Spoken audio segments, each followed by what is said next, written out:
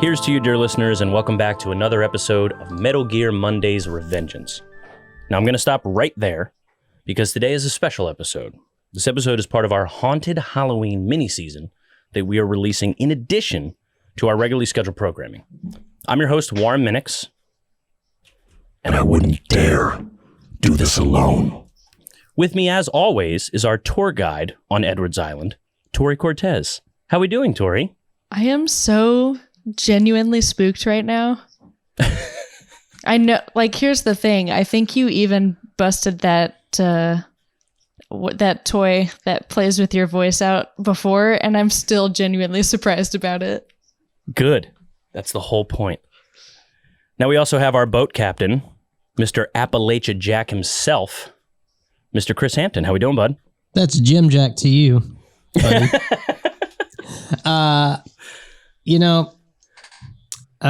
It's been a roller coaster of emotions this week. Yes, it has. God, we could go into it, I think. If you want to, man, I will never stop you. Let's just say, at this moment, I'm recording with ice on a broken toe that's elevated on this desk, and we're just happy to be here. There we go. Now, today is also special, not only because it's our haunted Halloween season, but we're also joined by a special guest today. It is Nate Peterson from the Food Review UK. Now, I'll do a quick welcome to Nate. How are you doing, sir? I am good, sir. So what's special about Nate, not only do I love him dearly, but Nate is also starting a brand new podcast that will be, by the time this releases, a few weeks into the campaign. And he is starting a Dungeons & Dragons podcast called Dice and Desire. So, Nate, I'm going to give you a couple minutes. Ooh. I want to hear a little bit about Dice and Desire. What I do love, before you get started, something we had talked about, he, as a teaser, released character creation for each person. So they spent time sort of developing their backstory, rolling for their initiatives, things of that nature, for their traits. And they were able to talk about it separately before any of the campaign even started, as sort of like a sizzle reel, which I loved. So, Nate, give us a little taste of Dice and Desire. What are we looking forward to? Dice and Desire is, it's an actual play podcast. Six of us, 5 players and myself, started playing Dungeons and Dragons in March, and we thought this would be fun if we just, recorded this and threw it out there as a podcast. Turns out there's a lot of people that do the same, so we're definitely stepping into a very busy pond of accounts. But no, it's been fantastic so far. Those introductions that you're talking about, loved doing those. They were great fun, and something that a lot of shows don't seem to do. They seem to go straight into the show, and you got to play catch up. So we thought it'd be a nice idea to get people to learn about the players, learn about the characters that you're going to be hearing about, and also, like you said, a bit of sizzle. It meant that we had a bit of content before we had any real true content. Yeah. So we could just sort of lead into the show. As you say, by the time this goes out, we're probably about 4 episodes deep into it, where things are starting to get a little bit crazy because, as you know, Warren, one of our mutual friends, Michael Jameson, who plays, he's not the most sane of people in real life. No. and if you give him a stage where he can be a fantastical creature doing pretty much anything he wants, he will take that liberty as far as he possibly can. He's a madman. I don't know why we asked him to play, to be honest. Without calling out. I was going to say, go ahead. I can't tell you how much time I spend planning for every single session, and it's all undone by just one thing he does. I mean, there's always got to be one of those, right? I believe it. I totally believe it. I can't.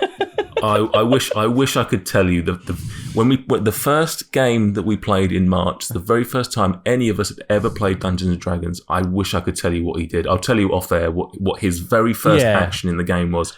It was foul. And of course it was. And we still let him play. Yeah, exactly. But yeah, no, it's really good fun. It's a learning experience for us. So, anyone out there who wants to give us a listen, then please do. But please be aware that we are very new to the game, and there's going to be some errors made and some things dropped and forgotten about. But ultimately, we're having a good time. We hope that comes across to listeners and that they have a good time listening to it as well. So that's in some ways that's more fun, right? Yeah, I think so. I mean, listening to some guys bumbling through trying to figure this out. Yeah, absolutely. I've been, since we started this podcast, I've been trying to listen to other small shows that do the same, just to help them out. Because what I will say, one of the things I've found on Twitter in particular is the Dungeons and Dragons community. I'm sure there's exceptions, but the Dungeons and Dragons community is really inclusive, really supportive. Everyone wants everyone else to succeed. Like, there doesn't seem to be people that are knocking you down. Everyone seems to want to share your stuff and help you out, and we're the same. So I've been listening to some other shows and trying to review them and trying to give them a help up, because I think that's something we were talking about off air, was about helping each other out.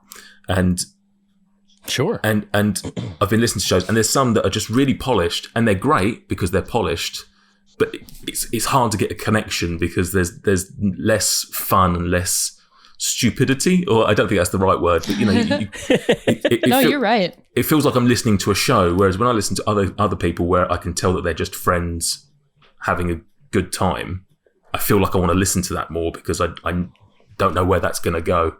Whereas when it's too polished and too edited, you wonder how much have they actually cut out. Have they actually cut out some of the errors that might have been funny and let's go. So yeah, it's so far it's been great recording, and we've got some really creative people doing some artwork. Stuart doing some songs that you're going to be hearing on some of the episodes. Yes, excellent. Oh my god, I can't wait to hear. I'm gonna have to pick with Stu because I'd love to collab on some stuff for that.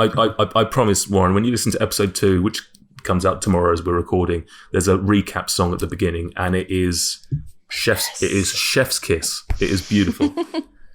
Oh, that's fantastic! I can't wait. I love Stu's the best. I love Stu. No, he's the second. He's the second best.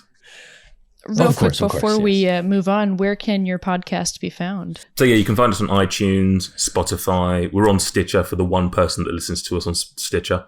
That might be me. That might be me. If it might be you, it definitely is you. Yeah. Well, I've done a couple because I've Spotify'd them on the character episodes. Oh, okay. Gotcha. So yeah, pretty much anywhere. I don't think there's any ones that are noticeable left out of it. So we try to cover as many bases as possible. Awesome. Yeah. So yeah, I'm excited. I'm excited to give that a listen. Maybe it'll renew my interest in Dungeons and Dragons. It's very current, I think. I don't know if the whole world, it feels like a lot of people are into it at the moment. It seems to be having a major resurgence.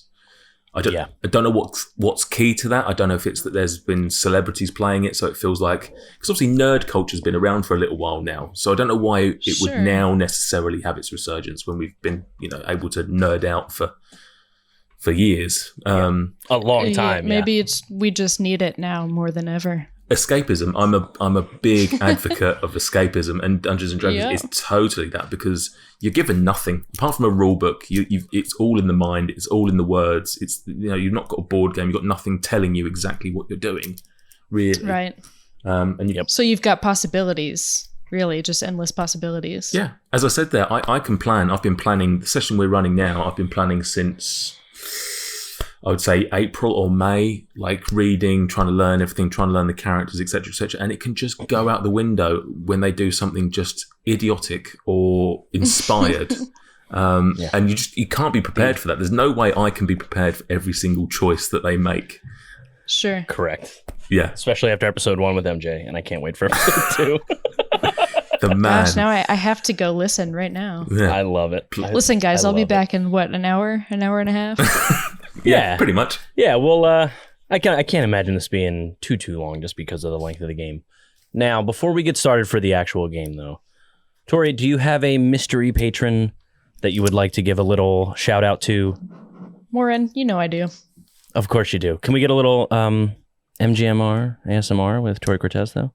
MGMR ASMR. Yeah, just a little light, just real subtle. Those are letters I never thought I'd be saying in this order. Just want to hear. There it is. A little closer, a little more. Oh yeah, there it is. Very subtle. Very nice. What did I sign up for? Warren, I've got to say, I don't appreciate your commentary on this one.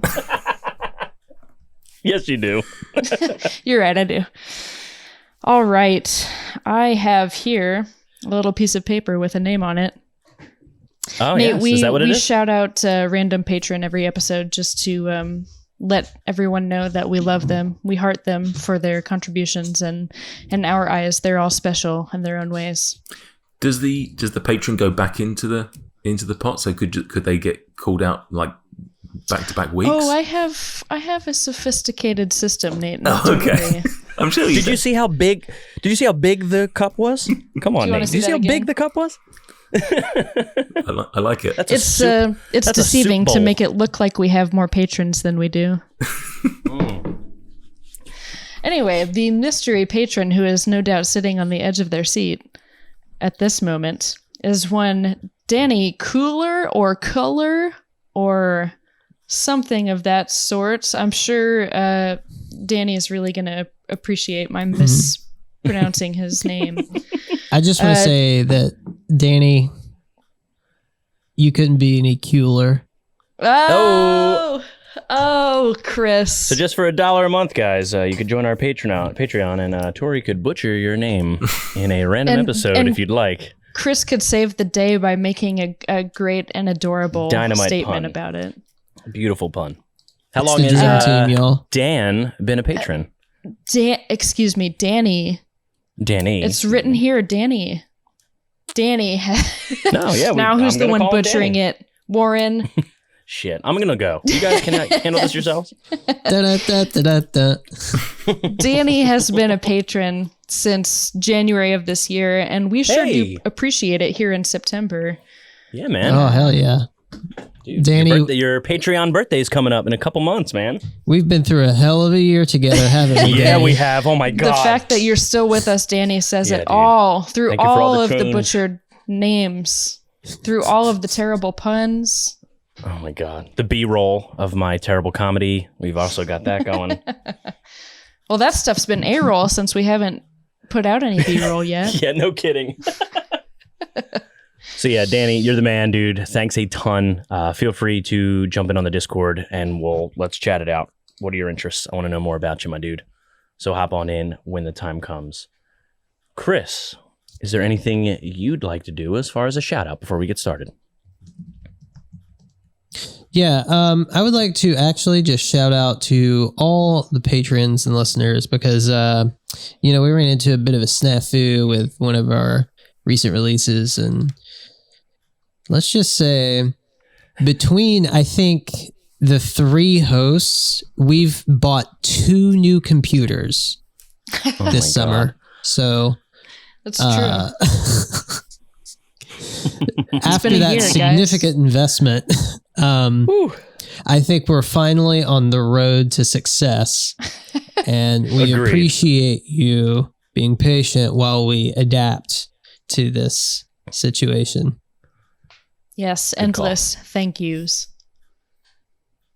Totally true. And before we get started, I do want to shout out that we will have a listener response episode at the end of our MGS3 season, which should be sometime in November. Any responses you want to send in, the good news is it can also include this particular spooky season. We're going to be talking about Oxenfree. We talk about The Thing, John Carpenter's The Thing. And we're going to have a fun extra episode drop for any listener that we have as far as spooky season is concerned. Feel free to send a listener response by October 31st, and that way we have a chance to go through all of the listener responses and do a full episode dedicated to it. October 31st is the end date, and ideally send it to contact@metalgearmondays.com. It is the easiest way for us to categorize and make some sort of progress with everybody because of how many different topics that may be there. It's a little harder to social media them if we need to. But if you're in the And add a Discord, it's also subject line. super easy. Also, if yes, you can. please do. Yeah, subject line would also be super helpful. But with that, today is an interesting day because it's my first Metal Gear Mondays without talking really about Metal Gear on a main line. Finally. And I'm very excited. I gotta say, guys, I'm excited to talk about something that's a little spooky. And I know my first unofficial episode was a spooky game, but it didn't feel as special because it was in May. And I want to actually understand and embrace the spooky season that is Halloween. And I think that we should pick a spooky game, but I try to be smart and not do something that's crazy developed with a crazy amount of lore and hours and hours and hours of gameplay. I want to do something small but effective, and I'm hoping that the four of us agree on that fact. But tonight we are going to talk about Oxenfree. So Oxenfree is a supernatural mystery graphic adventure. That's what they call it. They also refer to it as a walk and talk game, as opposed to a walking sim. This is published by Night School Studio. Now, what makes Night School special is that Night School Studio was Sean Krenkel and Adam Hines, who are cousins, but they were from Telltale Games and Disney Interactive Studios. And they formed together to make their own game. And I would argue that this may be one of the first walk and talk games, is what they were going for. They are known to do a few other things. This is literally their first release. So this is their debut game, which I would say is a pretty big achievement for this to be their first game. And they were pretty close to their timeline of release that they wanted to do. They've also made games out there. The biggest one that has come out recently is called After Party, which I'm not sure how anybody here would like that, but it's an adventure game set in hell. And hell is a college town where a player does, navigates conversations like you would in this, but they can have drinking competitions with Satan, and they have to take two of their best friends from the afterlife and bring them back to I've done that before. Living realm. Oh, sure. Yeah. Hold up. What now? Yeah. Drinking competitions with Satan. Oh, okay. You ever done that before? Chris is from Tennessee. I know the devil went down to Georgia, but I didn't follow him. He didn't come back. I've got an ex-wife, so I've definitely done it. Yeah, you get it. You understand. He's there. He's well versed. Oh, 2020. But yeah, I've played After Party, Warren. It's a really nice. good game. Actually, my neighbor recommended it to me. He was like, "You gotta play this thing," and I was like, "It's just like walking and talking, man. Like this isn't Destiny. What?" Yeah. Dude, I gotta say, man, so indie games are a hard sell sometimes, but what I do love is, so this game, like on a long, comfortable playthrough, is a 4-hour game, maybe, right? It is not a long play, and the intent is that you do have to pay attention, but it's something you can do in 1 or 2 sittings, and luckily, the price reflects that. You don't pay $40, $50. This is a $5 game, sometimes $10 if you don't catch it on sale, or it's free if you have Xbox. So this is something they just want people to experience. They are not invested at this point, but it's enough for them to get moving. And I love it because I love like graphic adventure games. They're like 2D perspective, 2.5D. So it's like 3D characters walking on hand-drawn background maps. Like that's pretty common. But this is very special if you have it like on a big, if you're playing on a Switch, which I did for this particular episode. On a small handheld mode, it was a little rough to like get invested in what's going on, but it was multiple times I'd played the game, so I'm not too butthurt by that point. But again, what I do love about this is I do love Telltale games, but I specifically like Wolf Among Us was like my favorite of all of those sort of games, and it does get a little frustrating where it's more like, okay, cutscenes are happening now, pay attention to the dialogue. And that's very common in like Mass Effect. It's not just an indie game thing, but I do love the concept of a walk and talk mechanic. So the game is progressing, but you still have to pay attention to your relationship with the other characters. And you could choose to play as the character, or you can sort of make them an avatar for yourself. So you may make a decision based on how you personally feel, which I'm very good personally. I can separate and I'm the character. So we play as Alex, who is, I guess, just your typical high school girl. She's had a lot go on, which we'll get into as we go through the story. But Alex is a teenager visiting the local island, and she's visiting Edward Island, where we go for, I guess, light a bonfire, get drunk, and go home. I guess high school was so long ago for me. I don't remember. But Is we this had a place. ABC original series? Yeah. Well, I mean, if you're Ren, then you're going to be bringing an extra bag of goodies. Yeah. And you're going to have So there's a little more pop to brownies. it than that. Oh my goodness. So just at a start, we open up on the game and we are on the ferry. We're making our way towards Edwards Island. We basically get a quick little introduction to Jonas, Alex, and Ren. So Alex is our main protagonist. She is who we are playing as. We're going to go through basically all of the story through her eyes. And she has a new stepbrother, which is Jonas, who's also new to school. And then we have Ren, who, despite his best efforts, does not want to be known as this, but he is like sort of your typical, let's get drunk, let's get high, let's enjoy the moment sort of a guy. And we have our conversations, and we are sort of instantly introduced to this walk and talk mechanic, as well as we learn about the handheld radio, where you have the option to tune the radio to sort of find different sort of frequencies that bring out certain things. We also learn that this does an added feature later in the game. How are we feeling about the introduction to our sort of first three players, as well as the story at large and the gameplay? How are we feeling about it, guys? Yeah, good. It was a little bit disconcerting. You'd sold this game to me as being, you know, a character-driven game, like you say, very similar to the Telltale series of games. So I wasn't really knowing what I was getting myself into, really, because I've not played too much of the Telltale stuff. But, you know, the characters were... I think this is a pretty serviceable little sort of intro. I don't think you get too much of anyone. You don't get to know the characters too much at this point. There's a weird conversation about what relationship is between Jonas and Alex, even though I would have thought most people understand the concept of stepbrother. But sure. No, this is good. Instantly, I loved the sort of the appearance of the game and the artistic work that was going into this. Cool. Tori, how do you feel about it? Agreed. I think the aesthetic of the game in general is what really pulled me in. It took me some time on my initial playthrough to, I don't know, have any of the characters resonate with me or just feel like I connected to them at all. I think the thing that pulled me in to it the most was the music and the sound design. Sure. Just listening for it changing from your intro carefree ferry ride into an island.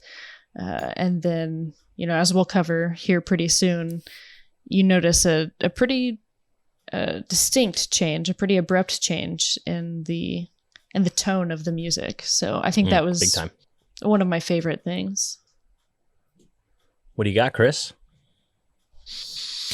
Yeah, I think, I don't know. For some reason, the game feels kind of floaty in a way that you interact with it. And bear with me, okay? This game reminds me of Pajama Sam. Wait. Wait, really? Chris. Like the gameplay aspect of it. So, yes. Just for, it seems Agreed. based on our responses here, catch us up on Pajama Sam for the listeners. Pajama Sam is like I don't know, it was like when you were a kid, like in grade school, 3rd, 4th, 2nd grade, somewhere around there. And you went to Staples and looked at the big box video games. Cause like my first video game console was a IBM Alta Vita Windows 95 machine. Nerd. I played the shit out of some Mecha Warrior, and because it came with that big like disc bundle of like different stuff. But Pajama Sam was in Heretic, and Doom, and yes, all those. Of course, Doom was in there. Yeah, but so was Pajama Sam, and Pajama Sam is like an educational game. This was like a big genre of like educational games for children, and they would teach you things like colors, the color wheel, and I don't know, reading a meter. Yeah, some like Bullshit. reading skills, and like there was one I had called Math Blasters, and yeah. I remember So, Math Blasters. but You had to have played No Need to Hide when it's dark outside, though, right? I did not know. Okay, we have to talk about this later. Yeah. But anyway, Pajama Sam is kind of a walkie-talkie game where you like collect items and have an inventory and solve puzzles. And this is kind of that, just that. It is. With some Especially, like you have to make decisions added. So almost like a choose your own adventure Pajama Sam game. well, that's very much Sure. what No Need to Hide when it's dark outside is. God, I wish of all the games that you didn't play of Pajama Sam, this is the one, huh? And of course, that that's classic the one. Pajama Sam decision where you have to give up one of your friends to. That's a classic Pajama Sam Quote, unquote, conflict, friends. right? About You when know, you're it learning about is. math. I think they actually call it like Pajamian. But Jesus Christ. So yeah. So the only thing I'll throw out there before we move in. So clearly we don't have to go through like beat by beat as far as everything. The big thing is there are some massive decisions you have to make in the game. And there are so many different outcomes and endings to this game that hopefully each one of us actually had something different. There is like sort of good, bad, not great, they have them broken down, but there are multiple endings to the point where it is the odds are we may all have gotten a different ending, which is nice.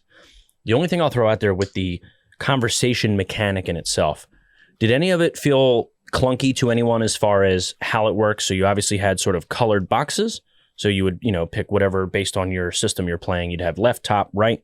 They were different colors, and you would notice sort of like someone's head maybe pop up near you. Mm-hmm. And that would basically be the telltale equivalent of like, Alex won't forget this.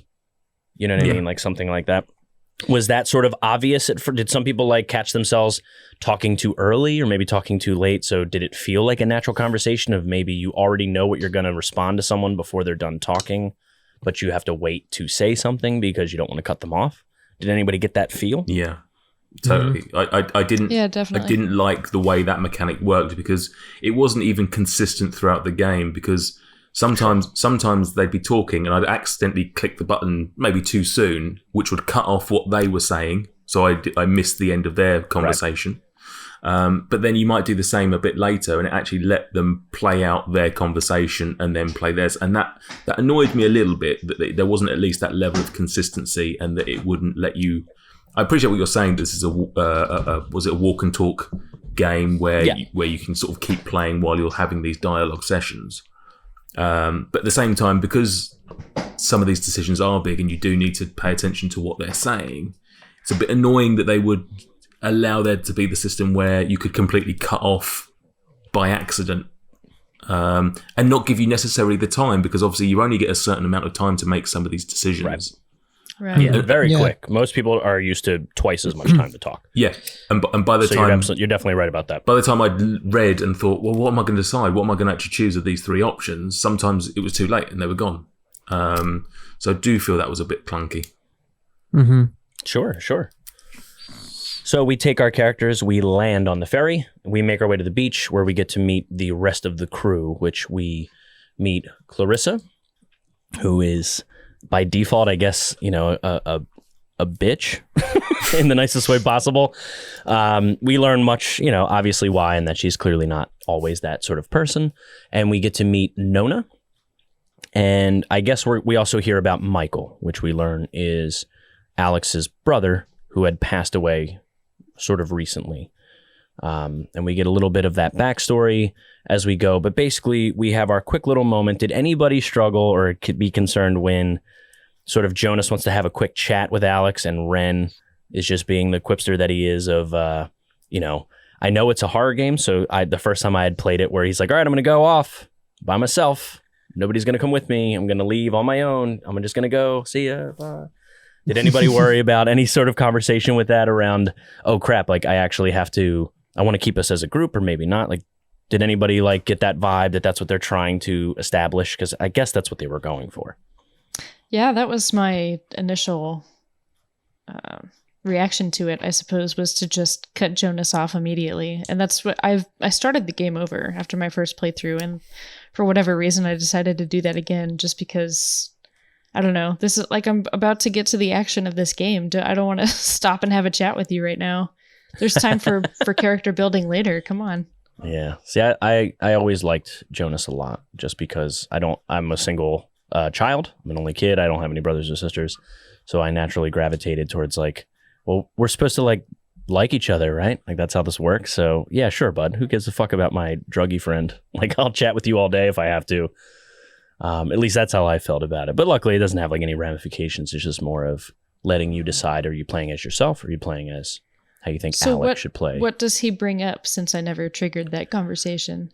So what I like about it is, and there's a few opportunities for this. So a lot of times we're going to talk about conversations, or at least decisions you can make, that basically you make a choice where who you're going to be with for the next section of the game, right? And a lot of times what it is it's building your relationship with that person. So with Jonas, it's just more as you go, you understand that he's supposed to be super important with you. He's not Michael. He's not going to replace your brother, but you should have a relationship with him. And as we get through to the endings, if you make a decision that maybe changes that, there is a way that Jonas is just the new kid in school because he's Ren's friend. But Jonas doesn't leave the picture per se. So, and we'll get into that. But no, basically you learn a lot about other characters if you choose to, based on who you choose to have some time with. When we get to it, I liked Nona a lot. Whether it was just I'm a fan of blue hair, or if it was just I just really like I just like the friend of the friend a lot. She just always wanted to just have a good time, and she was able to sort of tread the waters of bitchy Clarissa and the crew of people we bring to the island.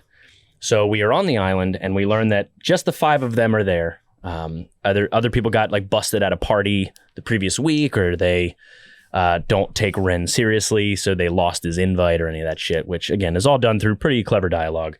But we get to the beach, and we get to a big bonfire where we play Truth or Slap, which I've never played Truth or Slap in my life. I guess it's a better alternative to Truth or Dare. It just sort of forces you to have dialogue. Did anybody have any, and basically all they're doing here is just solidifying that Clarissa has a real problem with Alex. And we start to learn a little bit about Michael and Alex's backstory, and we learn that Clarissa was actually dating Michael when he died. So there's a little bit of history there, and it sort of does push some of the conversations forward and some of the character development forward. Truth or Slap, guys, before we get to the cave. Anybody have any fun with Truth or Slap? Did you call him out on lying about liking Nona or anything like that? I did. Uh-huh. Yeah. Did you get the achievement for him getting slapped? Yeah, I think I did. Yeah. Slap him like he stole something? Yeah. Good. So it's just a fun way to, what I did like about it is a nice way to learn a little bit about everybody. So you can choose who you talk to sort of ask them a question, and it does go around so you can learn a little bit about Ren, learn a little bit about Nona, Clarissa, yourself. Like, you're able to make the choices of, what I liked about it my first playthrough is we're starting to have conversations, and they talk about Michael, and then just one of my responses was Michael was my brother. And I learned because that was one of my responses. And I was like, wait, what? That's my fucking brother? Like, that's not, wait, hold on. And then, of course, I missed my response. And me being quiet was actually in its own way of like, fuck, sorry, I didn't mean to bring up like a tough subject because you didn't want to talk about Michael right now. And I was like, shit. But yeah, I actually didn't want to talk about it because I don't fucking know anything. Like, thank you. Please go into this a little more, please. But we get to the cave. And again, some very standard traversal.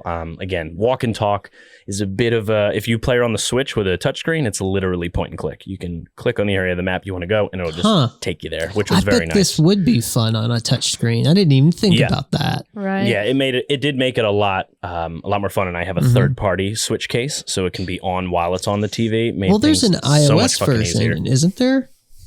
Oh, I believe so, yeah. This is on everything now. When it first came out, it was like super buggy on Steam and stuff. But yeah, now it's on everything. What's not buggy on Steam? Anyway. No kidding. Hello. So we get to the cave, and this is where shit gets interesting. So we learned about our little our little transistor radio, and we have learned that on Edwards Island, if you go into the caves, you can tune into certain frequencies and something, quote unquote, happens. And you turn the dials, you start to realize, holy shit, if I do this, like something is up in the sky and it looks like a little triangle sort of spinning.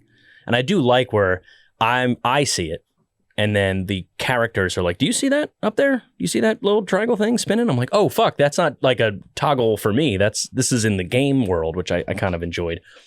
And they make some quips about it, but when you tune in, you basically open up like a fucking rift, like a dimension, like sort of portal thing, which is really cool. And I love the music and I love the sound design. It does get a little loud, so you might want to like kick on the subtitles because it is overwhelming, but I think that's sort of the point. So if you're not choosing to do that, why would you be paying attention to what your stoner friend is saying or what your new stepbrother is saying? You're more concerned of like, fuck, there's a prism in the sky getting fucking wild.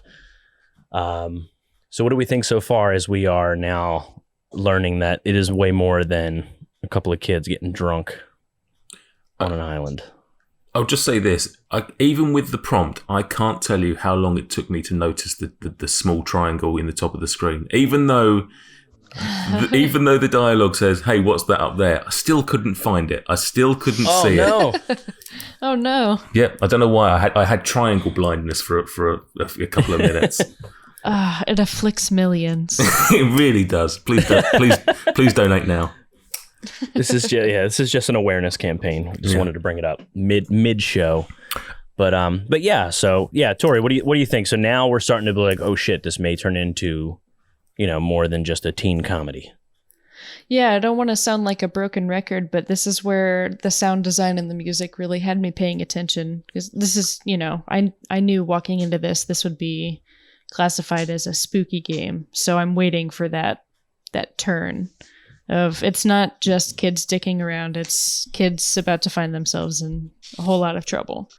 And I think that transition was handled really well by the narrative for one, but also aesthetic change, like the visual aesthetic change and the audio. I think this part was I was very happy, very pleased with this transition. Good. I agree. I think this is when I finally was like, oh, okay, I see why people like this game, like why this is doing it. I was a little late to the party when it first came out. I played it like maybe a year later, which was nice because no bugs. But as we are talking about all this, we basically snap into, we're in a whole nother area now. And we awaken sort of at the foot of a tower, and we're surrounded by an electrical fence. So we have to sort of get our bearings because we don't know what happened or where we're going. We're assuming it's something sort of dimensional. So now who knows where we are, what's going on. And we make our way to the tower.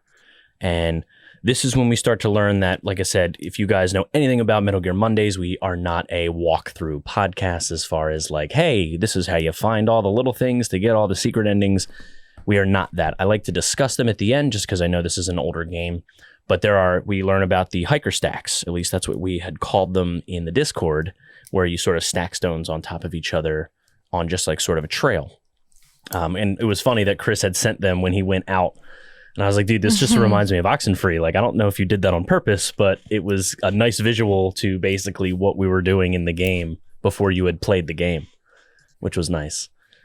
Yeah. So thank you for that. Yeah, that was great timing. So you can find these hiker stacks, and basically what you're expected to do is you turn the dial, and you can, it helps you sort of unlock the secrets of the island. Like, we're going to learn about the main story as we start to get through of what the fuck is going on. Why is there even a dimensional rift? Something like that. So we get to the radio tower, and we are with Ren as we are walking up, and we basically have to get ourselves together where we have to make a big choice. We hear Ren, but we also hear Clarissa. And we find out Clarissa's at another radio tower. Ren is nearby. We know what's going on. But how did everybody feel about making the decision? Do you think was it tough to decide? I mean, it was pretty obvious for me. Like, I'd rather go after Ren because Clarissa was kind of a jerk to us.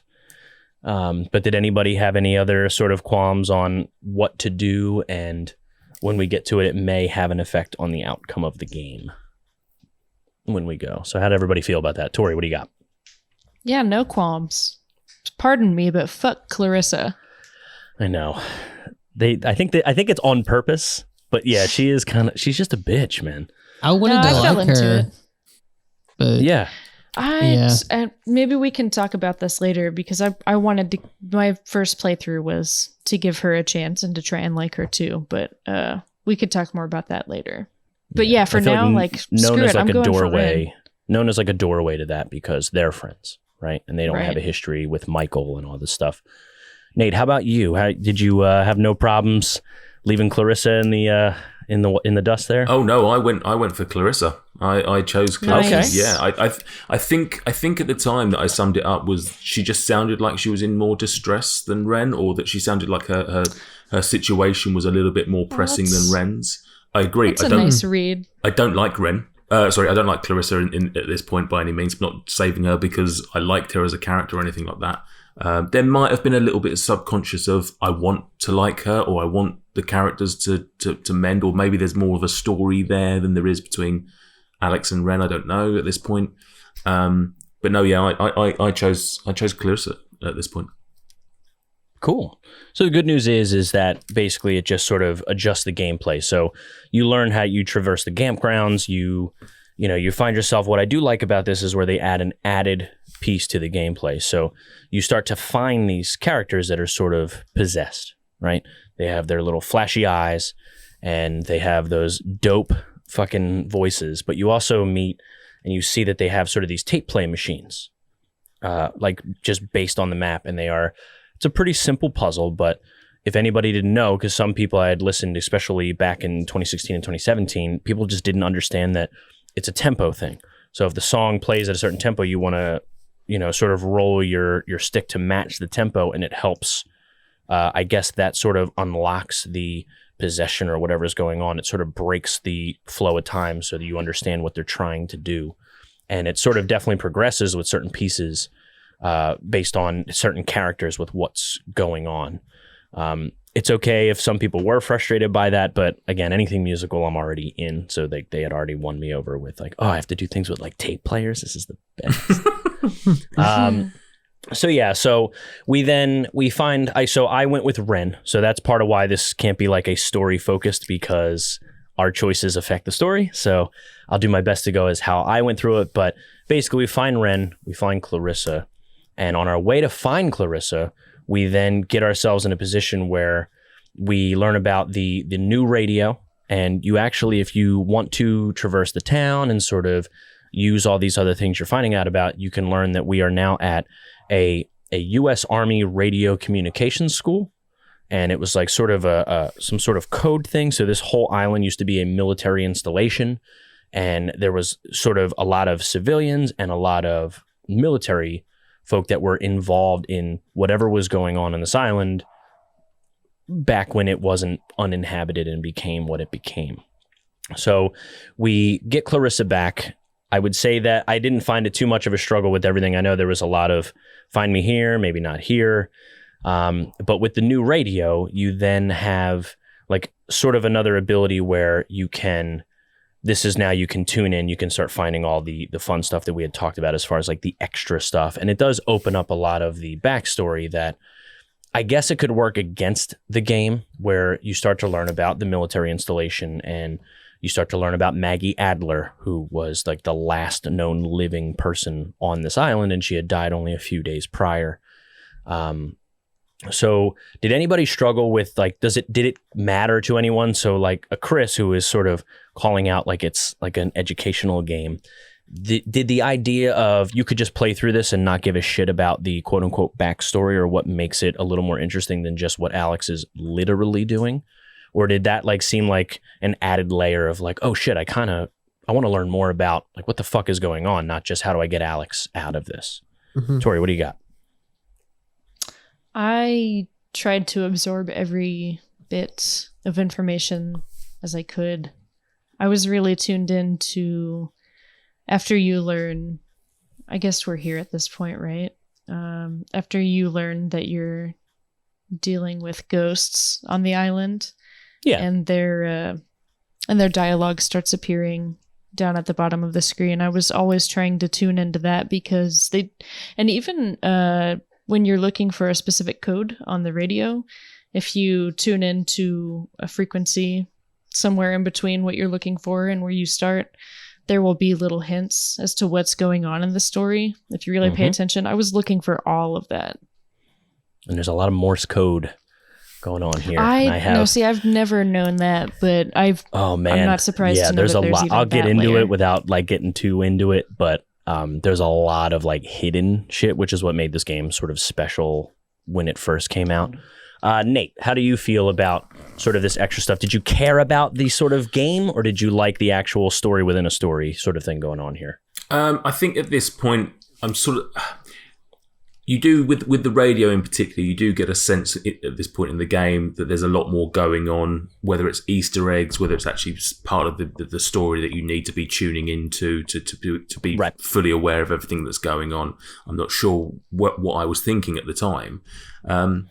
But I think I got the sense that this was extracurricular stuff that I didn't necessarily need. And I was probably, I wouldn't say I was checked out of the story by any means, but at the same time, I was like, I don't know if I'm at that stage where I want to listen to everything and find everything. I think sometimes the way it was delivered wasn't great, because obviously one of the things they introduced quite early in the game was that there was these spots all over the island where you could tune into the radio and it would be like a little history lesson about what you're looking at or whatever part. And I sort of tried to listen to a couple of those, and I was just like, it was, again, coming back to the clunkiness of the dialogue. These were playing at the same time that someone was talking. So I'm like, sure. So I'm like, I can't really listen to both of these at the same time, so I'm not going to listen to you now, but equally, I'm not going to wait until I've had this conversation, because some of these conversations go on for quite a long time. They almost don't stop to like give it full, I totally understand where you're coming from. Yeah, sure, so I'm not going to wait until the conversation's done, because I don't know when it's going to be done, and then go into essentially listen to this sort of repeated message. So I think that element, I wasn't sure. I was glad that it wasn't necessary for the story. Like to some degree it is. I don't know if we've got to the point yet where we've got the game show element, if you will. I'm getting ready to. I'm going to swing that to Chris. Yeah. what you say. But I sort of wanted to enjoy that part of it, but I at the same time I sort of wanted to get through the game more, and it didn't seem important enough for me on a first playthrough to really dedicate too much time to it. Sure, and that could also essentially be the replayability factor that some people may have enjoyed, where they're like, crap, I just played this, I didn't even realize there was a whole, oh my god, I should have listened to those, like that actually helps me in the future. Yeah, but what I do like that, yeah, go ahead. I was gonna say, I heard the Morse code quite early, and I thought there's probably something there. If I actually took the time to jot down this Morse code, I'm sure there's something great there. But at the same time, I was like, I don't know if I've got time to be messing around with Morse code. Well, that's why we have Oxenfree Wiki and SteamPowered.com and all that fun stuff. So Chris, how did you feel about it? Now, what I'll pitch to you is, by this point, I totally see where Nate's coming from, but I also see where Tori's coming from, where I was a little bit more of like, by the time it was pitched to me, it was like, yo, the story within a story is actually kind of fun. So if you want to get into that, chime in. So, okay, great. So I sort of paid attention. What I liked is by the time you get to, I guess you've already had some conversations with Ren, you found Clarissa, you make your way to the chalkboard and you learn about like the handprints all over, right? And they sort of do like a hangman game, which I love how creepy it was. I love the idea of how they do sort of like that, that simple, like we don't think thing. Like I love how they do that sort of like, they don't actually like talk to you like you're a person. It's like a hive mind sort of discussion. Yeah. Did you like how they at least put you in a position where you could have killed someone because you didn't choose to learn about the island and learn about all the stuff? How many people died in the submarine, incident that had occurred, and all the things like that? How did you feel about how that sort of played with your emotions of like, well, you should have done a little bit more than just get here, guy, because you don't know the real story of the island? Well, I'll tell you two things to kind of preface my response to you, Warren, here. Here we go. So the type of Fallout player that I am is that I open every drawer. I collect every item. Like I'm a meticulous. I'm like, if there was like a third person, I would be like running around and I'm looking at like everything, you know? It's interesting based on your MGS3 gameplay in our episodes, Chris. I wouldn't call you that sort of I'm player. also like a working man right now. Yeah. So thank God. But it's if in case you've ever wondered, dear listeners, keeping up with a full-time job and recording schedule and balancing life outside of that is extremely difficult, and we are just mere mortals. So thank you for your graciousness. Twitter police. That's why I picked a 3.5 hour game. But when I'm like playing a video game, I like to really just take my time to absorb it and really live in it. Like, I played Fallout New Vegas and it took me 2 years to beat it. Fuck yeah. But Well, that's the best one too, so good call. Yeah, it is the best one. Yeah. But so that's the first part, and I think that'll kind of signal like, oh yeah, that's how I played the game here. But second, I feel like this game reminds me of also Twin Peaks in a way, because Sure. if you look at like I would say the fan base of Twin Peaks, there's this surface level of, I very much appreciate the aesthetic, but then there's a deeper level of like, I like the mystery that David Lynch is presenting in the story, which is recognizing all of it, right? Like the surface level interaction of it, appreciating it for existing, right? But also being married to this much deeper level of gameplay that can exist in this game if you take your time to like comb through all of the mystery of it, right? Sure. So yeah, I think there's levels to it. There's levels to it, man. But I feel like once. Charlie right now on It's Always Sunny, you know, where he's like, oh yeah, with the meme. fucking yeah. Oh yeah, of course, absolutely. But I think that's to say, you know, this game really did kind of toy with my emotions a bit. It pulled it tugged at my old heartstrings once or twice. And I think that's because the storytelling and the dialogue was so effective and well written. Like, I would say it's like Mother 3 good. Yeah, I think I sit on a point now where going back, there is such a thing as clunky, useless dialogue, like filler. And when you go through and touch every piece, you're like, oh, this is to serve a purpose. So it sort of helps me understand what they want to do. So if it starts to sound like shitty rambling of a character I shouldn't be paying attention to, it's because I shouldn't be paying attention to it. Right. I did not know that first playthrough though. So I would never sound like I was smarter than anyone needed me to be. Well, yeah, it's interesting too. On a first playthrough, the same cue, the same visual cue is given for things that are integral to the story, as is used for things that are just, hey, look at this. Here's a little bit of what Alex thinks of this thing that's here. Right. So, I mean, similar to our issue with sometimes you can cut off other characters in their dialogue and sometimes you'll wait for them to finish. I would have liked maybe a more distinct visual cue for things that were necessary, perhaps, versus things that are just, oh, look at this thing. Yeah, I know what you mean by that. I think they could have achieved because, you know, they had a different visual cue entirely for the letters that you can pick up through the game. Right. And that's something we're going to get to shortly. So outside of, they obviously have like certain different levels. Like there's also like an I Spy game that you play with sort of the ghosts as we go. But as we decide that we go now to the estate, we learn about Maggie Adler. She had died only a few days prior. And clearly she is the only living person that has a physical tie to the history of this island.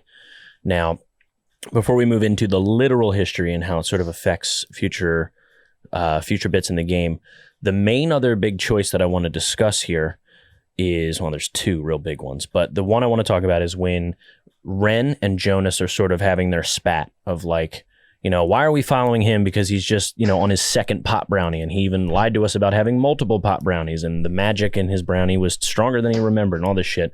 And they sort of have a fight. and Alex wants to bring someone into town with her, and you have a choice between the two of them and Nona. Who did we all pick when it came to who went in town with us? So I'll start with, I decided on Nona. Did anybody else have a different decision than I did? Nate, who'd you pick to bring with you to town? So I wanted to pick Nona. I was in 3 minds, and I'm sitting there and I'm going, I've spent, obviously, I don't know if you have a choice up to this point, but I'd obviously been with Jonas the entire time. Do we have a choice prior to this? I don't think so. Not really, but you have a choice to sort of just go through the game, or at least bond with Jonas more. You're having conversations about, hey, this is when I was a kid, and that kind of stuff. Yeah. So we get to this point and there's 3 choices, and I'm thinking, do you know what? I fancy a change at this point. Let's go with one of the other 2. And I couldn't decide who, and I thought, do you know what? I'm going to go with Nona just because it's a woman. It's a different relationship maybe than a female-male one, even though it's a sibling thing, etc., etc. I thought I'll go with that. And unfortunately, I didn't get to press the button in time, and it disappeared. And it gave me Jonas by default, so I spent more time with Jonas in right. So yeah, I wish that I'd chosen Nona, but I got more Jonas time. Yeah, which is also, it has its benefits. Yeah. Chris, who did you end up picking? I decided to stick with Jonas, and because I decided I was going to play matchmaker between. There you go. Also an achievement. So good call. Yeah. So you wanted to leave the 2 together to sort of, because Ren, so something that really shouldn't matter because it's a haunted game, but Ren has a thing for Nona, and we want to try to make them a thing. So yeah, Chris, go ahead. So you picked Jonas. Yep. And it's because you wanted to play matchmaker. I love it. Yep. I'm so proud of you. Thank you. Always thinking about others. Always thinking about others. I like putting people together. Yeah. He asked me to be on this podcast. Anyway, Tori, how about you? Who'd you end up picking? The first time I picked Nona merely because the fight between Rin and Jonas was annoying to me, and I didn't want to hear any more of it. So yeah, let them fucking fight it out. Yeah, that was my angle there. But then I went back to play through again, and one thing about my first playthrough was I inadvertently decided on Alex's behalf to get in the way of Ren and Nona. I think I just either I let the time run out and didn't select the right answer, or I just, for whatever reason, decided to get in their way. So the second time I played through, much like Chris, I wanted to play matchmaker and give Ren and Nona some time, so I took Jonas. Nice. Yeah, I chose to take Nona, and at least for starters, it was more like I was a lot more interested in Nona, especially because at this point, there was no Clarissa. We were still sort of finding her. She's always that fucking amazing moment of you find her and she jumps out of the fucking top floor of the building and like kills herself and you're chasing her down. Like that shit was really cool. And I love the idea. I was like, I want to learn more about Nona because I'll probably learn more about Clarissa is what I was hoping, right? And you do. You learn that Nona was a dancer. She sort of like is really passionate about it, but she just sort of uses it to get through school or whatever. And you learn about Clarissa. She was, the best friend that remembered her birthday every year and would stay up late watching the movies that Nona likes. So you're like, shit, like this bitch, essentially. Like she really, like she obviously went through something just like I did. And I should probably fucking chill out. And maybe she's just going through it as well, because in some sort of dialogue, they sort of have a conversation about Clarissa and Michael. And she's like, she dated him for like 2 seconds. Like 4 years ago, and Ren like chimes in like, no, it was for like a year, and it was like a year and a half ago. Like they really cared about each other. Like fucking chill out. I know you don't like her, but maybe you have to sort of understand yourself, which I sort of dug, because sometimes you're not really paying attention to everybody else around you at that point. And I don't know. I liked Nona a lot, especially the pictures. I like how they do that, where that can sort of tell you the choices you've made based on the selfie you sort of take, the Polaroid you took on the island. So we are now talking. So Ren has the idea of like, well, we got to get back to the estate, right? So now we got to get to Maggie Adler's place. And if we had known what's going on, we have already learned that there was 85 people killed based on a wrong decision where the submarine was sort of sending a distress signal, and they took the code breaker, misread the code, and took it as an attack versus a distress signal. So they attacked the distress signal, killing 85 people in the process. Now, a little fun fact is that 12 of them were civilians, and there are 12 anomalies on the island. So maybe there's a little something special there based on it Now, the other big choice that I want to talk about before we can sort of have our fun with everything going on at the end is we are now having a lot of conversations with the quote-unquote ghosts, right? They're toying with us. We're playing games. We have to learn about the trivia of the island. We have to do something. And we're sort of fighting back with them of like, what the hell are you? And I do love the dialogue of where they say like, well, you call them time loops. Such a cute term, you say, time loops, like for you humans. And they say basically like, you know how like you can have a rough night or all, but like, can you imagine watching the universe die over and over and over again? Like, we're fucking miserable. Like, you have no idea what we've been through, sort of a thing. And they basically give you a choice of, well, you can just give us Clarissa and this will all be over. You don't have to worry about anything. Just one, don't stress it. But if you just give us her, then that's enough for us. And we don't need her. We just want her just to have her. Did anybody make that call to give up Clarissa? Chris, did you give up Clarissa? No, it's like, yeah. I can't, that's nasty. Like, it felt very grimy. I agree. Felt very grimy. Yeah. I couldn't do that. Like, even though Clarissa's like sassy or whatever, right. I'm not going to give her to some ghosts. Fuck those ghosts. And then what about you, Tori? Did you throw her to the wolves? No, as much as I dislike her character throughout this game, I couldn't do that either on my initial playthrough. I have plans for the second. Good. And what about you, Nate? Did you give her up? I don't think you would. You don't strike me as someone that would. No, I think I would on a replay, just to see an alternate storyline, etc. But that wouldn't be my true feeling. Coming to like Chris saying about the type of Fallout player he is, when you get games where it's built on karma, I'm always going to play the hero. You're a paragon. I'm a paladin. That's the kind of guy I am. Yeah. I'm always going to choose the more righteous path, which is to save Clarissa. And I think that's where probably I and the character would, come together. Sure. I think Alex would make that decision as well. I don't think I'm necessarily going against what she's, against the type of character that Alex has been built up to be at this point. I mean, she's by no means super heroic, but I think she's a good person, and I don't think she would just give up someone just because she doesn't get on with them. Sure.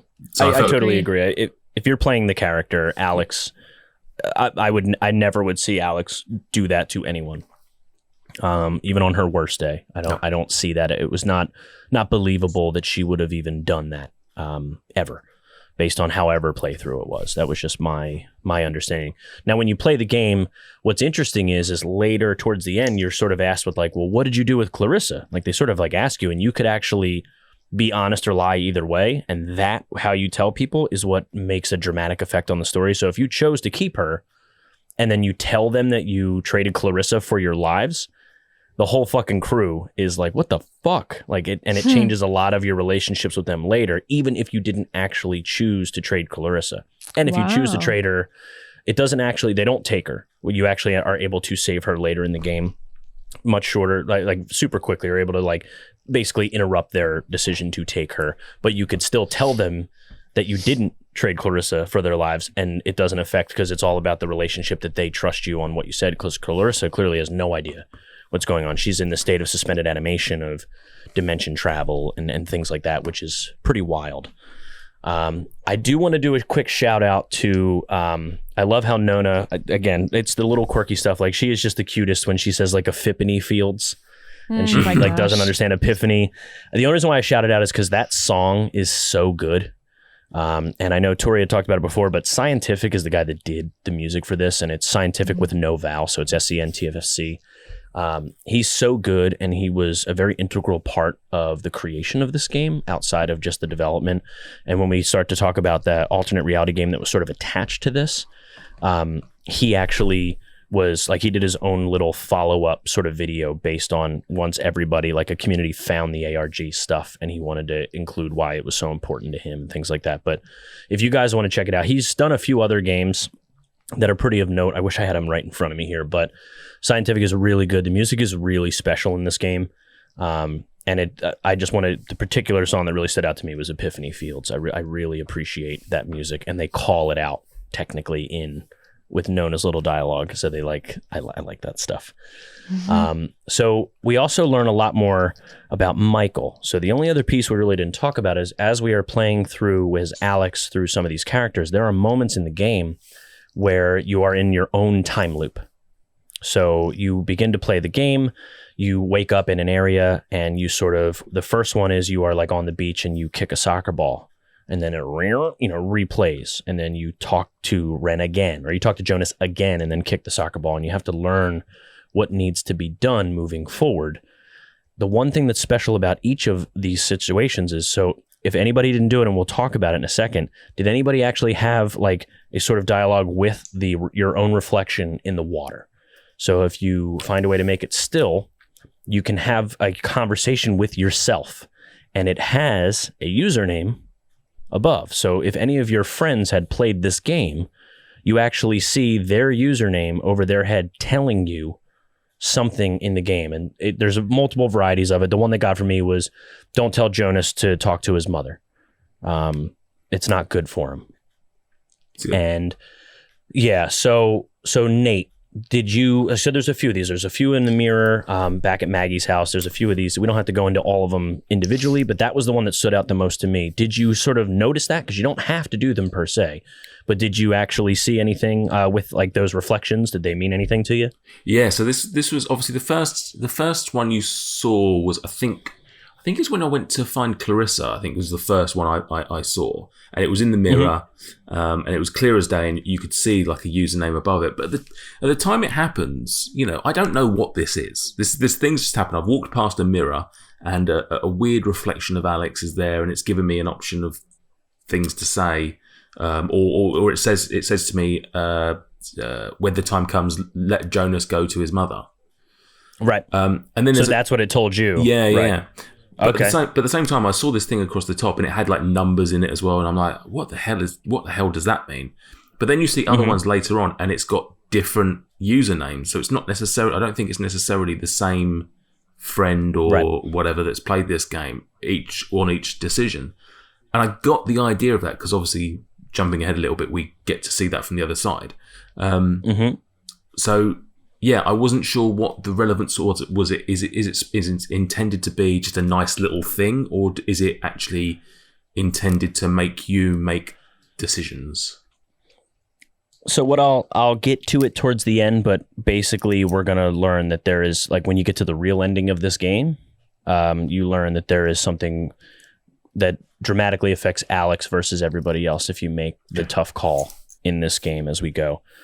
Chris, sort of all these pieces with you see a reflection, you can have a conversation with sort of yourself. Did any of those sort of sway you in anything? Did it make any sense to you? Did it just have a random username? So like when I first played, I actually saw a friend of mine's username because they try to go with your friends list first if you know friends that have played this game on whatever community you play it on.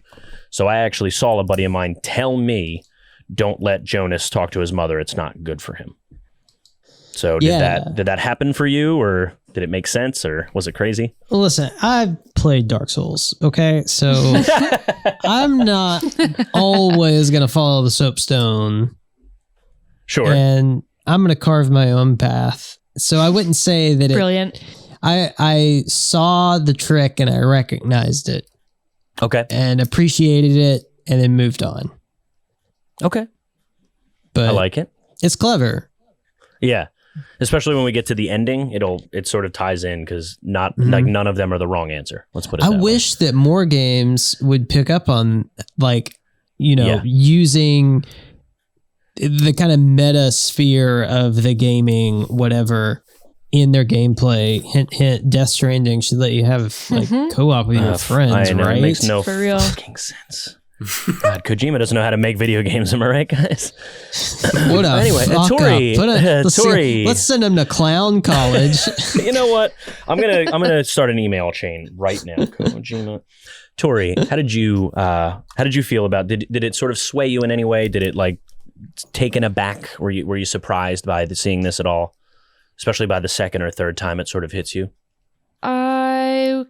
I can't say I was surprised really by much of anything that happened in the game. I will say I didn't really understand that it was other players, because the first time I saw it, the username appears in green text, and the reflection, I can't remember if it was the water or the mirror at that point, but it wasn't clear. It was obscured enough to the point that I couldn't see that it was a username.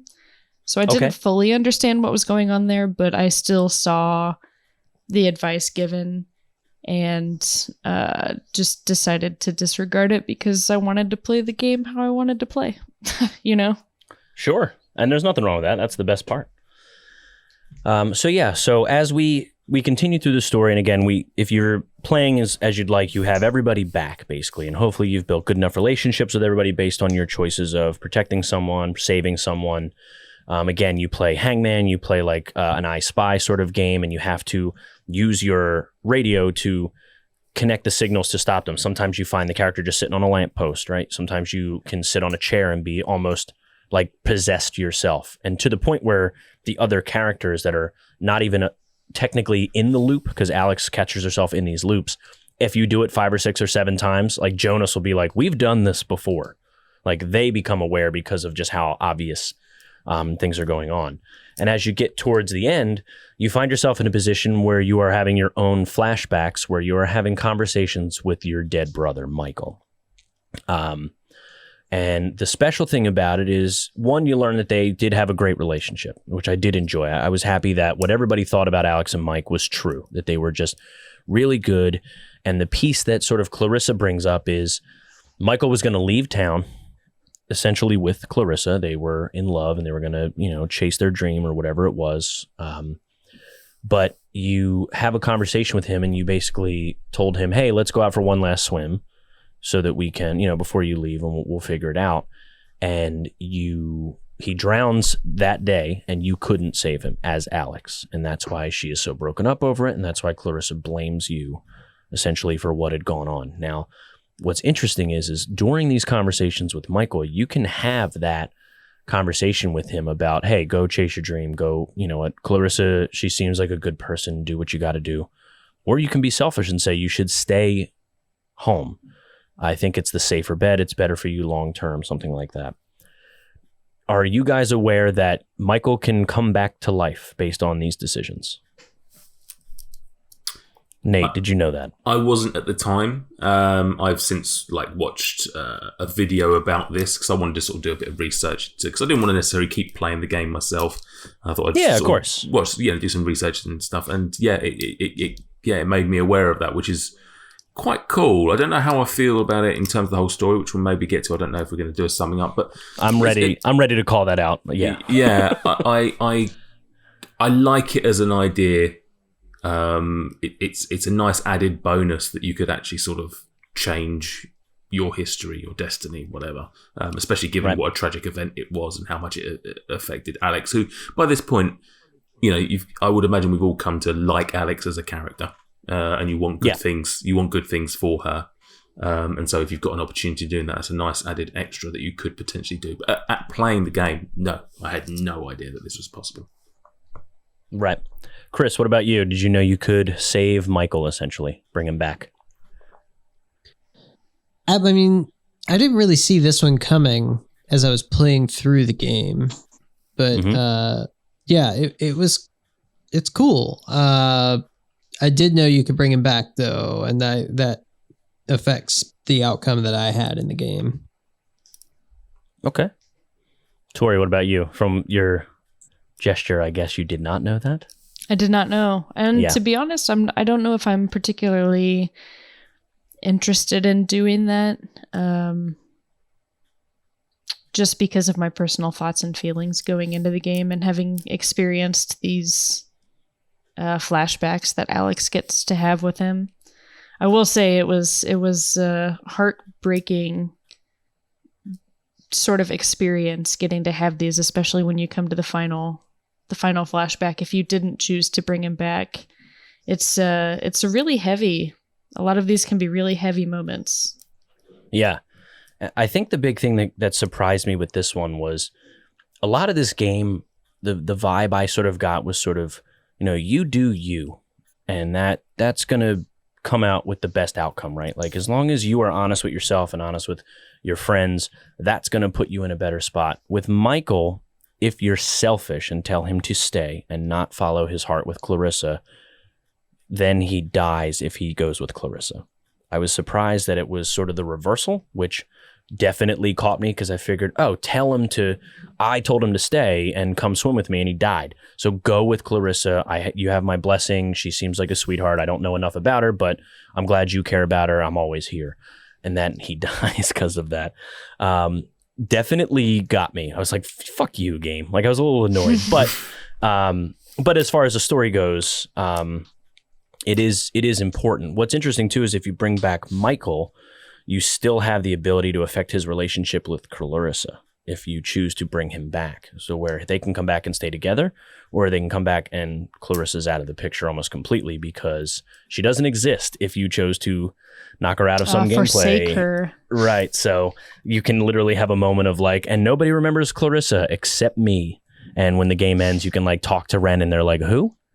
You're like, Clarissa, and Michael doesn't know who she is. Like, he's like, I have no idea what you're talking about. Like, she's never existed. It's not that she just vanishes. It's really fucking trippy, if I'm being honest.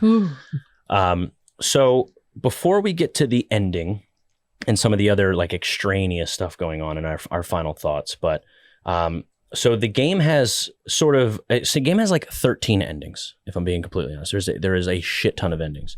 They are sort of roped into the good endings, the neutral endings, the bad endings, right? And then you have like the best ending, and then you have what now is understood as like, hopefully any Oxenfree heads, come at me if you need to, but the sort of true ending, right? So you have all the endings or whatever, but then there's one like real ending, and that includes the ARG, which sort of helps you out, right? So you have options. So again, the good endings are Jonah and Alex can bond as siblings, right? You just get them closer. Ren and Nona start dating. Alex and Clarissa reconcile, so they don't hate each other. But you don't revive Michael, which is a good ending. Like there's nothing wrong with that. You learn and grow as a group of people that were involved in this decision and, in this experience, and you go through. The neutral endings can have a bunch of different options. Obviously, you could be 50-50 with Jonas if he's sort of put to the side, but you're friends with everybody else. If Ren and Nona don't date, but you still like Jonas and Clarissa, that's sort of one of the things. And then Nona and Jonas may have a relationship. If you make a choice there, they may fall in line together at some point. If you don't reconcile with Clarissa, but everybody else likes you, if you don't revive Michael, like there's a lot of different pieces that hit there. The bad ending is everybody hates you. You don't sacrifice Clarissa, but they all think you did, and you don't revive Michael. Basically, nobody's a fan of you, and that's like the worst ending, and it's for an achievement, but it sucks. The best ending would be Jonas is your new friend, your best friends, because Ren brought his new friend, and you bond with Jonas. Now, the good news is as the player, you are aware that he previously in a previous timeline was your brother, so you bring that to the table. Ren and Nona start dating, you revive Michael, and he's with Clarissa, is what they consider the quote-unquote best ending, right? Because then everybody benefits. No one's at a loss at that point. Now, as you go through the game, so the only other piece we haven't really talked about is the nonsense, essentially, and the story behind the story. So we know about Maggie Adler and her lover. So she had I don't want to say wife because I don't want to speak out of turn, but I took it as they were basically married. And they worked together or lived together. And Maggie is the one who made the call to attack the submarine that fired the distress signal. So she is the reason why these people are quote unquote dead and now ghosts and all this stuff. So she has been spending her entire life dedicated to finding out what the hell's going on and trying to help, which is why you are now affected by it because she's dead. What's special, so we had talked about all of these Morse codes that were in the game as you hear them. There are a lot of them, every single one, so I'm not going to read all of them, but some of the biggest ones that stand out, if you do sort of take it, it's still here, cannot move, very cold, love Anna. So Anna is using Morse code to reach out to her lost lover, Maggie, and Maggie has been doing this to save those lives and at least pass them on to the next one. So sometimes they're cut off. So at Fort Milner, the first one is getting scared, losing things, love, and it gets cut off. Sometimes it's now restores the world, dead as prey, peace be now. Be sure you have correct timing. Do you want to play? Like, they have little ways that they do it. The biggest one is you sort of learn that that's how they've been communicating, and they are enveloped in the songs that are then brought into the game. So if you chose to do more, you are rewarded with way more story. I mean, I would say I would love to know that when I first played this game, it had to do with a old love couple from that timeline that were together and had to sort of like live on the island. Couple. Oh, it's a great. I love it. Like, that's what they are. That's all I know about them. I wish I knew more. They are.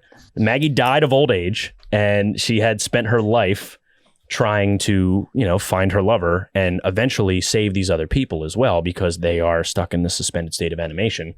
And the special thing is that you learn that 73 of them were soldiers and 12 of them were not. That's where all the anomalies are, because they have the ability to sort of reach out because they didn't accept death or whatever, however you want to, interpret that. So yes, hopefully you guys didn't know about that. I was hoping that would be like a little piece there. I did want to add to your notes, Tori, that one of the ones is a secret message, and the end credits, there is another one at the end, and the message is ask a man about a dog. Ah, thank goodness.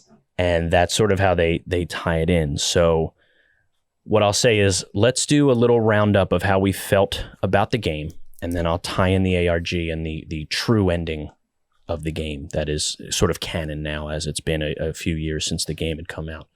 Tori, how did you feel about everything about this game? You can include, since it wasn't very expensive, does that help it become a better game or not? But we normally don't give ratings per se, but this is, a one-off, and I'd like to just see how we felt about it. Sure, let's bring this old song and dance back. I'll give it 10 time loops out of creepy ghosts. Okay. I'm glad you were very numerical with your response there. Chris, what'd you think of the game overall, though? And feel free to, chime in. Yeah. So I think it's a really good game. It's really charming. I think some of my frustrations were just like the interfacey clunkiness of parts of the game. But I think that the story and the heart of it was extremely well done. Like, if they wanted to do a remaster of Oxenfree and like 6K or whatever the 6K fucking PlayStation 8 is going to have. All right, you whippersnappers. But yeah, I think if they were going to do that, I would offer the advice of, clean up that gameplay a little bit. And I will say they did not remaster it, but they fixed almost all of the bugs, if not all of them. And they solidified this story behind the story because they learned that a lot of people were very invested in it. Mm-hmm. So they sort of found ways to tack it on for future gameplay. So if you had played it in 2016 and went back in 2018, it was worth it. Oh, that's just cool. like, this old game again. So a lot of the stuff I'm going to bring up is all post original release. They had it all ready to go, but they added it more to make it more available to the player, that you could find a better way to get it, which was kind of cool. Nate, how did you feel about this? I'm hoping it was an indie game I recommended that you didn't hate, because I feel like I have a pretty good track record. Yeah, I don't think you've steered me wrong yet. No, this was good. I can't say that I fell in love with this game by any means. There's definitely more plus than negative. I think the way it looks, the way the characters, although I didn't necessarily like the characters, I thought the characters were well developed and suited what they were there for. The dialogue, the acting, all of these things, really great, considering, like you say, this is a cheap game. This is not a AAA game, etc., etc. Right. I think it's a game which, unlike a lot, obviously will benefit from a replay, but I don't know if it's a game I will ever replay. I don't know if I loved enough about it. Even though it's only 4 hours, I don't know if I'll ever feel like it's time to pick that up again. I think it's actually probably a game I'd be more interested to read about and watch things about and actually learn about all of this stuff from someone else who's got a lot more love for it than I currently have, rather than me getting involved in actually. Because there were times, I didn't say this, but there were times where with the walk and talk aspect of it, I'm like, oh, okay, I've got to walk all the way back there. A lot of verticality. Yeah, I know what you mean. Definitely. I do know what you mean. I'm very much a that, fast travel kind of guy when I play my games, and just Yeah. having to spend 2 minutes walking back from one place to another is far too long for me. I haven't got that sort of time. Yeah. Well, then sometimes you have to wait for them to finish speaking before you can move to the next part of the map, which I found rather annoying. A little clunky. Yeah. To kind of build off of what you were saying, Nate, I think it's a deliberate choice to leave out the fast travel, because part of the gameplay is this investigative. You have to pay attention to details to notice the clues and the anomalies, right? But on the other hand, there are parts of like a little bit of backtrackiness, a little bit of walking over the same ground over and over again. And if you were diligent the first time walking through, there's nothing that's like so hidden that you would miss it. Sure. Oh yeah, definitely. So I think it's designed that you're not meticulous because they're well aware of the common gamer. At least that would be my send for them. You know what I mean? Like my sell for this game. Oh, absolutely. Yeah. But I feel you on that. Throw in a run button and maybe my attitude changes. Yeah. Oh yeah, that's a great idea actually. Just, throw in a Alex remembers the whole conversation that I didn't have to hear again. Or no, not even a run button. Just have like a dash. You know. Yeah. Sure. Mm-hmm. And I think I kept trying to make that happen with the space bar, but that's only for climbing and jumping, I guess. Yep. I think too, Tori, what you were saying about frustration with like having to stop and so on. One of the things that I felt when I was playing this game is that it encourages a play style that almost has you act as a director of a movie, right? Mm-hmm. And you want to like direct the main character's actions in such a way that it does look fluid and like it would be an animated film. So yeah, I guess Warren, I could see like why you would like this game a lot. Given your auteur my history. Yeah, I know.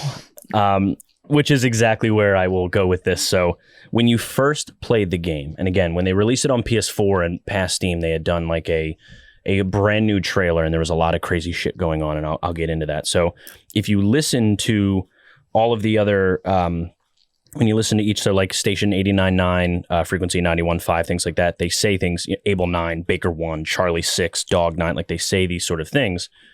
They, so it's A9, B1, they go through. All of the numbers correlate to a phone number that you can call in real life. So, and you can still call it now if I'm not mistaken, but it's 916-936-3733. And when I had first played this, I was pretty into that. I couldn't believe that games still did this. Like, again, we're on the Metal Gear podcast here, and I lost my fucking mind when you had to actually look at the back of the box to find out, Meryl's code in 1998 or whenever that game came out. Like, I that shit is like been ingrained in me to be like, if you tell me I have to also like in real time pay attention to what the fuck's going on to get more out of it without having to do anything else is pretty interesting to me. So if you call this number, which again, I have, hopefully this isn't too choppy, but this is just a quick little snippet. I had called it back in 2017, and here is the audio from that phone call.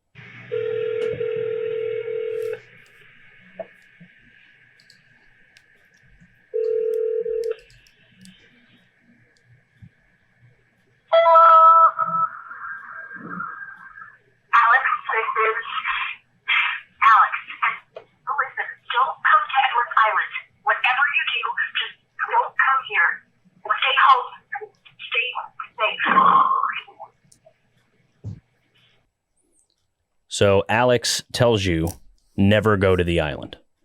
And of course, you immediately go like, well, how the fuck do I do that? How do I make a decision where I can never go to the island? Like, how's that even fucking possible? Like, the game starts, you're on the boat to the island. And when they released the PS4 version, they dropped a new trailer And I'm a big fan of the YouTuber Jesse Cox. He's the reason why I know about most of my horror games and a lot of these style games. He loves playing like Rusty Lakes and point and click adventures. He was very big into this particular game and had he's popular enough. He's like 1 million subscribers for the longest time. But he had sent out like, guys, I don't know what this is about, but I know it's special. He sent out the trailer, the new trailer. And if you screenshot it during one of the parts, it says like, hey, game will be released this date, yada, yada, yada. It like glitches and certain letters turn red. And it basically is an anagram for www.edwardsisland.com. You go to edwardsisland.com and there's extra stuff you can find with other Morse code, things like that. And you learn that Fort Milner, oh boy, what is Fort Milner? Why do I not have this in front of me like I thought I would? Fort Milner is, I believe it's Tacoma. And that was a real life ARG to where you could go to a real place that they designed Fort Milner off of, and they had something buried there based on the game in real life. And it was a music box that you could find. And when you play the music box, which they ended up doing a whole video on, and Jessica Cox was the reason why some of these people even did it, you learn that there's another way to beat the game. And what you can do is, when you beat the game, the best way, you basically have to accept that Alex infinitely lives through the game. Every time you play the game, anytime someone plays the game, it's another loop in the game. So there's no good ending, right? Alex is still going to go back to the island and she's in a forever loop, just like you were doing in the game. So Alex, there's no hope for anybody. You're all caught in the loop because you're all technically affected outside of Alex, who doesn't turn into the ghost per se, but she's also experiencing the loops, and they sort of call her out like, hey, you went all weird for a couple seconds there. Is everything okay? What you can do is the leave possible ending. You find out, you play through, you break the cycle, you escape the never-ending loop, and you show up at the end. It's all a certain series of decisions you can make, and you end up back when they talked about buying snacks earlier. And you are Alex, it's Alex, Ren, and Jonas at the shop, and Alex is sort of like, oh, my phone's ringing. Like, I don't know what's going on. She tries to pick it up, and it's that exact message that we heard. Alex, this is Alex, do not go to the island. And you can make a choice to never go to the island, thus saving everybody. But if you really think about it, everybody but Alex. So Alex sacrifices herself to save everybody else because she's going to forever be in the loop, no matter what. But if she doesn't go to the island, nobody else gets caught in it either. Which I thought was pretty fucking cool. And it's a little next level. And again, the thing I like about it is anybody can sort of take whatever ending you want. But if you keep digging, you learn that basically Alex doesn't come out of this in any way, shape, or form good. She either sacrifices herself or she infinitely lives through on, because again, we learn through the reflections that other people playing this game, you actually get to choose, hey, Jonah shouldn't talk to his mom. Jonah should do this. Michael should go with Clarissa. You are actually making those choices. So every time you play the game, you learn that someone else is putting her back into the loop. So she never gets out of the loop ever, unless you choose to just basically stop playing the game and she doesn't go to the island, which I thought was pretty cool. So that's hopefully like, that wasn't too heady or fucking, bullshit of like, this is bigger than you think, man. But I don't know. I fucking loved it when I was, 4 or 5, when I played, 4 years ago or 3 years ago when I played it. I thought that was a fucking brilliant idea. And again, all you had to do was, if you wanted to keep playing, you learn this. You're not required to. You could get a perfectly good experience out of it without doing any of this. Mm-hmm. But this is part of why this game made it to my... Maybe we should do it for the show, because I think in there's a way, a lot more there.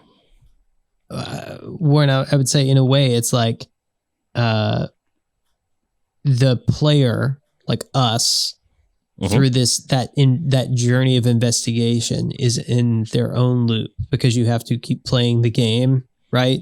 Out of a sense of like to complete it, completely. Yep. Definitely. And the only way to really complete it is to just stop playing it. Yep. And it's not the only game to do that, but it really was the first one to really Metal Gear Solid 2. focus on that. Metal Gear Solid 2 was another one too. Yeah, like there are very rare of them, and now they're all over the place. Doki Doki Literature Club, like they're like the new thing is like, oh, the game's playing you, man. And it's Milner is Ward. Now I have it in front of me. So Fort Ward in Washington is what this was based on. And if you went to Fort Ward in Washington, you were able to do that. And you found a box with letters from Alex, a music box. And Scientifics put his whole thing about designing the box and why it plays the song it plays and things like that. This game has had like a long life through stuff, but this is like how it sits now because they've, let the game sort of settle, and this is what the game is now, and they've moved on to, potentially bigger and better things. So hopefully you guys liked that. Hopefully this wasn't a waste of time for you guys and the community. I love this game. I'm the one who sort of pitched this. And the good news is if you guys, by the time this is released, we had already done it, but in the Discord, Nate, we're actually going to be doing a playthrough of this game. Okay. A full over playthrough for the whole community to just watch. And we're just going to do a live stream of the whole game, just in case someone doesn't have the ability to play it before we talk about it. Because you do not have to play the game. You can just experience it just like anybody else to get the full effect of what this is. I think that's what I'm saying. Go ahead. I was going to say, yeah, I mean, I even though I didn't necessarily give it the best review of the game, I think I still appreciate the amount of time, energy, effort that's gone into this game. I mean, this is not just some company that's just crapped out a game and not really thought about it. They've clearly thought about every avenue of this, and right. Sure. Whatever my personal feelings of playing this game are, I can still sit here and appreciate that this is a well-crafted, well-put-together game, and all that stuff, all that ARG, all of those extra things. You can just go, man, that's a level of dedication that you sort of wish some of the AAA games had. No kidding. Exactly. I'm very much a mark for AAA games. Don't get me wrong, but at the same time, I do recognise that companies like this will put so much more into the game that you just can't imagine coming from a bigger budget thing. Sure. Oh no, I totally agree. Tori, Chris, before I do our little outro and we'll do some plug-in and all that, you guys have any last words you want to add in or anything? Go ahead, Tori. I just wanted to say I really enjoyed playing this game. I'm glad you submitted it for Spooky Month. Spooky Month. Yeah, and I think the replayability is enough for me to jump back in. Obviously, I've already started the game over again, but I'm interested in selecting some other options just to see how it would change things. Even after we had a chance to talk about it here. So, yes, good submission, Warren. Thanks. All right, Chris, what do you got? Well, so I get a little different take because I've played 2 games now that you've made me play. Oh, true. That's right. Because I made you play Observer. Yeah. I think what I'll say specifically about Oxenfree is it's a really fun game. It's a one and done for me. I won't be revisiting it. But I think that's because I got the experience that I was supposed to get out of it, and yeah, I feel good about walking away from it. I like the ending I got. So, and yeah, I would say on the scale of Warren Minnick's indie games that I've played. Oh, this was good. I would put Oxenfree over Observer. Interesting. Whoa. I liked this game more than Observer. Chris doesn't we'll like scary games about that much, though. In some more detail later. Yeah, I would like to know. Is that a large part of it? Well, I felt like the story was a little bit better crafted and clear in Oxenfree, and I appreciated that more. Sure. Okay, that's fair. Also, I feel that relationships between characters are a much more compelling story narrative than just like a person's fever dream. Right. Sure. Oh yeah, I believe that. And I think a part of Observer is also the what the fuck is going on factor of it. It's totally an experiential thing. Yeah. Yeah. Yeah. I don't know if I'd recommend Observer for you, Nate, per se. I think you'd enjoy it, but it wouldn't be, of the games we've had like pretty good discussions about and stuff I like to recommend for you. I don't know if Observer hits those boxes per se. It's not a bad game by any means. But like most of the stuff, like we've talked about like Play Dead games and Gris, and like just some of these other ones that sort of are beautiful world design and just sort of like learning a little bit about yourself, whereas Observer takes place like Blade Runner adjacent, and it's fucking dark and gritty and scary and cyberpunk shit. You know what I mean? It's not really a Nate game. If I were to, I know my audience. Let's put it that way. Why do I feel like I've been offended? Why do I feel like you're criticizing my taste somehow? I would never do that, sir. Never. So yeah, guys, so that wraps up another episode of Metal Gear Monday's Revengeance. And again, this is a spooky season that we're going to drop in addition to our regular episodes. So don't worry, you're still going to hear, at this point, Metal Gear Solid 3. Wherever you guys download us, please give us a rating and review if you have the opportunity. It does go a long way with the almighty algorithm. You can check us out on Patreon at Metal Gear Mondays for just $1 a month. You can get in on our Discord. A little bit more than that, you can get show notes, which we do make it a point to be very meticulous with, so it is a worthy reward. You can get extra merch now that we've had thrown in there through Patreon, which is super beneficial. And you can get shout outs on the podcast. There's a lot of stuff we can do there. If you want to learn about previous hosts, you can go to MetalGearMondays.com as well and find ways to contact them. I'd recommend the Discord is probably the best way to talk to us. We are there daily. Other than that, Tori, where can they find you on the internets? You can find me on the social media platforms at Young Neil. That's YNGNEIL. Yes. What about you, Chris? Y'all can find me in 2035 playing the PlayStation 9 edition of Observer VR. There you go. But on the internet, I guess you could find me at Chris Hampton II or on the Discord. I'll say, Nate, I'll go before you, so I'll let you give a little plug in for your stuff.